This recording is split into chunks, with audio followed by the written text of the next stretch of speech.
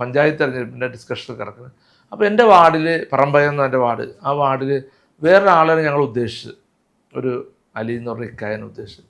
പക്ഷെ അയക്ക പെട്ടെന്ന് മത്സരിക്കാനുള്ള താല്പര്യമില്ല എന്നുള്ളത് മാറി. അങ്ങനെ പിന്നെ ആര് മത്സരിക്കും എന്നുള്ളതിൽ വന്നു.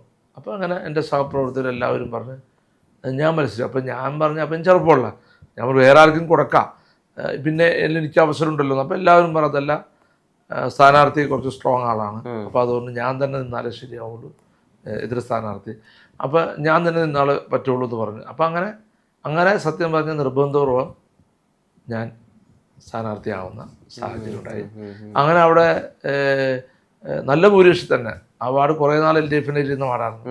ആ വാർഡ് ഞാൻ തിരിച്ച് പിടിക്കുന്നൊരു സാഹചര്യമാണ് ഇന്നും എൻ്റെ വാർഡിൽ. അതിനുശേഷം എല്ലാ ടൈമിലും UDF ജയിച്ചിട്ടുള്ളൂ. അങ്ങനെ പഞ്ചായത്ത് തെരഞ്ഞെടുപ്പ് ജയിച്ചതിന് ശേഷമാണ് ജില്ലാ പഞ്ചായത്തിലേക്ക് മത്സരിക്കാൻ അവസരം കിട്ടിയത്. ജില്ലാ പഞ്ചായത്തിലേക്ക് മത്സരിക്കാൻ അവസരം കിട്ടിയത് അതേ പറഞ്ഞവർ എനിക്ക് മത്സരിക്കാൻ ആഗ്രഹമുണ്ടെന്ന് പാർട്ടിയെ എന്നെ അറിയിച്ചു. അങ്ങനെ പാർട്ടിയെ അറിയിച്ചപ്പോഴാണ് അങ്ങനെ അവിടെ എനിക്ക് ജില്ലാ പഞ്ചായത്തിൽ മത്സരിക്കാൻ അവസരം. അന്ന് ജില്ലാ പഞ്ചായത്തിൽ ഏറ്റവും കൂടുതൽ ഭൂരിപക്ഷം എനിക്ക് കിട്ടിയത് 13,000 ചില്ലാൻ വോട്ടിൻ്റെ ഭൂരിപക്ഷം എനിക്ക്.